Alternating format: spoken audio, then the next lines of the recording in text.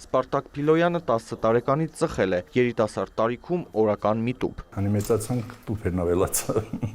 Ամիսներ առաջ գանգատվում էր անքնությունից, դժվար էր շնչում։ Ուռուցքաբանության ազգային կենտրոնում հետազոտվելուց հետո տղամարդու մոտ ախտորոշվեց թոքի քաղցկեղ, որն արդեն գտնվում էր 3-րդ փուլում։ 3 օր չի քնում։ Պարկում էի ոնց որ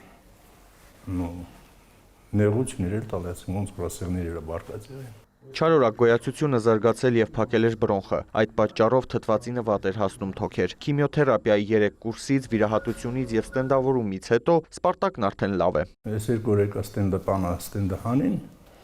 2 օր էլ պահեցին, ասին մի հատ ավելի ճշտենք, ավելի ստուգենք,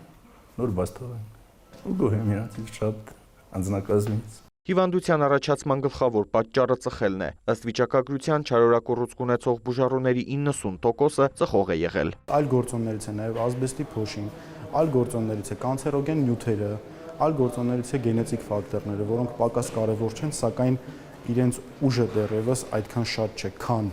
ծխելու ծավալը թոքի քաղցկեղի առաջացման գործում, եւ ըստ այդմ մենք միշտ շեշտում ենք ծխելու մասին ռիսկերը։ Հիվանդությունն ախտահարում է թոքահյուսվածքը, բրոնխները, կրծքավանդակն ու դրա այլ հատվածներ։ Բուժման մեթոդի ընտրությունը կախված է զարգացման փուլից եւ ենթատեսակից։ Բարդություններից խուսափելու համար կարևոր է վաղ ախտորոշումը, նշում են մասնագետները։ Փուլից կախված ընտրվում է վիրաբուժական կամ կոմբինացված մեթոդը, կոմբինացված վիրաբուժություն եւ դեղորայքային բուժում կամ ավելի բարձր փուլերի համար կոմբինացված դեղորայքային բուժում ճառագայթային բուժման հետ։ Եվ տեսակներ կան թոքի քաղցկեղի կազմում, որոնք ենթակա չեն վիրահատության առաջինից փուլից սկսած։ Վիճակագրությունը երբ վերլուծում ենք, ցավոք սրտի թոքի քաղցկեղը եւ մեր հանրապետությունում եւ ամբողջ աշխարհում շարունակում է դեռևս մնալ բարձր ցուցանիշների վրա հիվանդացությունը, հենց որում եւ կանանց շրջանակում եւ տղամարդկանց շրջանակում։ Եվ ամեն անհանգստացնող գործոնը այն է, որ բավականին մեծ տոկոս է կազմում բարձի թողի դեպքերի քանակը։ Քաղցկեղի առաջացման ռիսկի խմբում են 50-ից 75 տարեկանները, որոնք առնվազն 10 տարի օրական 1 տուփ ծխախոտ են օգտագործել, սակայն ուռուցքը կարող է զարգանալ նաև չծխողների մոտ։ Չէ, երբեք չեմ ծխել, մահը եկել է իմ առաջ։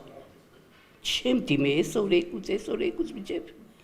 վերջի ստադիային։ Տիկին Անահիտն էլ է ապաքինվում։ Բուժման բարդ փուլերից հետո ասում է երկրորդ անգամ եմ ծնվել։ Բոլորին հորդորում, ժամանակին հետազոտվել հետագա բարդություններից խուսափելու համար։ Բոլորին խորհուրդ կտամ, որ դիմեն։ Շուտ։